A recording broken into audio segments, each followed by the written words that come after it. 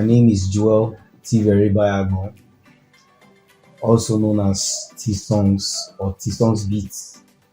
As you may know me, I'm from Jedo, Ukwe local government area, Delta State. But I grew up in Ovara,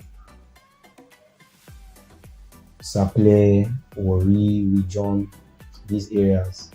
I wasn't really stable in one place due to the fact that I lived most of my life or most part of my life with my elder brother, who I also call my father,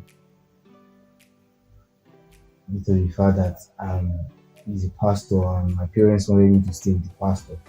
So stay with him for a very long time. So we weren't really stable due to the transfer from parish to parish, different parishes around the state. So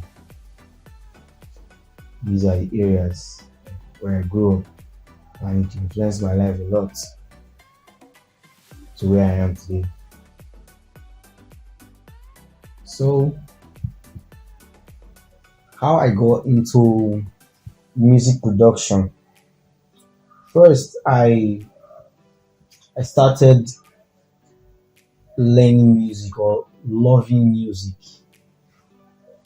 from my father. He was always playing this old deck, and he was once a choir master. So anytime I hear beats or songs from those tapes, it was always giving me some trips. Like, I was always happy hearing music.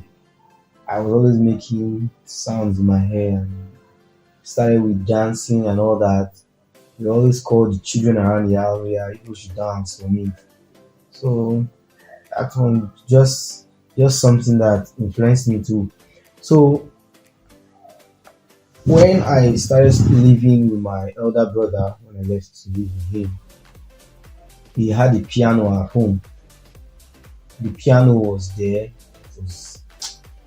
Nobody was playing it, but when I got to the house, I started playing it, and my elder brother came around too, and he knows how to play the piano. So I just told him, oh, can you teach me to just play, even if it's C or any key that you know how to play? Let me just play with do re mi fa so la ti do. So he taught me those eight notes from do to do, one octave, and I was rehearsing that one. That was the only thing he taught me. Then I picked up from there. Anytime I hear sound in church or anywhere, I'll come home, I'll be pressing it, I'll just be listening to the sound, how it relates to it. From there, I started getting deep into music. I started loving music more. I was having more passion. From there, I learned how to play the drum. With that same knowledge of the keyboard, I learned how to play the bass guitar. And as time goes on, after some years, I started playing the strato or treble guitar. Somehow, you need guitar. And I had a friend who had an acoustic too, so I got it. I was listening to rehearse. Then how I got into production, it was a very, very mysterious way, and thanking God for those involved in it. A friend of mine who was also a church member, he just graduated and finished serving his youth service corps. He came home and was like, bro, this choir jam that people usually do, there's a way we can do that can be better, since we have few that can play the instrument in this church. At least you can play in such a way that it looks like there are so many people playing the instrument. I say, really? He said, yes. Don't worry, the next song we'll do during our concert, I'm going to do an instrumental or a beat at the background or a backing sound at the background where will be singing and will be playing. Only like one or two people will be playing. The rest people can go and join the choir and sing. I was like, really? He said yes. So the next day I went to his house. He was putting things in place. Inside his system there was guitar. Inside his system there was drum. There were different things. I was like, really? So all these things inside his laptop. Wow. So he was just playing them one after the other, putting them, and he arranged the choir jam in within an hour. I was like, I was amazed. I was left in awe. So I told him, please, you teach me. He said, you have been learning? I said, yes, I know. So he gave me the software, an FL Studio software, the demo. Though he copied the file for me, but when I got home, it was already a demo because I didn't have the license, I didn't have any crack or anything. So I decided to just install it that way and start using it. I managed to make a beat that day. Very whack beat though, but since it was my first creation, I cherished it. I played it from that night to the next morning. I was so happy. You needed to see the joy in my face. I was sleeping and smiling. Oh my god, the experience was so amazing. So I was always putting on earpiece, listening to different sounds, listening to any song I hear, even if it is latest song, even if any song where I don't even know the tribe. I was always paying attention, like trying to figure out what did they play inside this thing, what is it, how did they get this, how did they do this.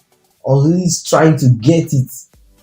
So I was always on earpiece. My elder brother, which I was staying with, so then started telling me this house will not continue if you start putting earpiece on every time they will call you, you will not hear, they will send you this, you do that. So he saw that as a distraction. He seized my earpiece, even seized the laptop. So these are challenges that also made me to grow because I was eager to learn. I was always listening. I was always wanting more because I knew there was something there for me. I knew I was having this passion. There's something calling me inside that you can do this. And from there, I was improving day by day. I was making different beats. So that same year, I got admitted into school and I started making beats for some of my classmates and even those I don't even know. I was just doing it for free. I was not even taking money. And a friend of mine was like, this thing you're doing for free. If you take money for it, do you know how much you're making? But I didn't listen because I had the passion. I was not even after the money. I was making something for people and it was coming from me and they were enjoying it. We had concerts and different opening parties in schools and I was one of the top people then when it comes to music in my school. So they were always coming to meet me. How are we going to do this? We have show. We need artists. We need that. So I was growing as all these things were coming up. And I'm happy that it drove me. This whole thing drove me down to where I am today. As a producer, some of the challenges I have had since I started this producer music business. One of the major challenges is artists not being satisfied with the work of the producer. Most artists, I mean, say they don't really care about the time you spent trying to make the song nice, trying to make the beat good. All they want to know is it should be what they imagine in their head. Now, trying to satisfy somebody you you have not been with, especially somebody you see once in a while, or somebody you just met. You want to satisfy the person, you want to, it is hard. But some of these challenges are part of what makes us humans and make us also grow as people who are trying to learn about life every day. When you're trying to please people, you have to be careful not to overdo it or not to underdo it. You know, like that. So that's one of the challenges there. Another challenge is challenge of communication, miscommunicating some, or artists lacking communication, or you producer trying to communicate with an artist and they misunderstand it, in the sense that when an artist tells you that okay, I want you to do a kind of, why don't you do type of Davido beat for me and add Sarkodie type of chord, or Nasty type of kick, and that kind of scattered idea, it will be hard, especially when the artist is not really explaining, or maybe doesn't have a sample or a reference track to what he's saying. It's very hard for a producer to understand. You will just be like, what this guy is saying. You might be trying to make a fusion, or trying to fuse two different genres, or trying to make two different sounds to give you your own sound. It's fine and good. But when you cannot communicate it very well, or when you don't have a reference track or reference tracks to back it up, it will be very, very, very hard for any producer to work with you as an artist. Now, another another challenge I've had since I've been a producer is you paying a producer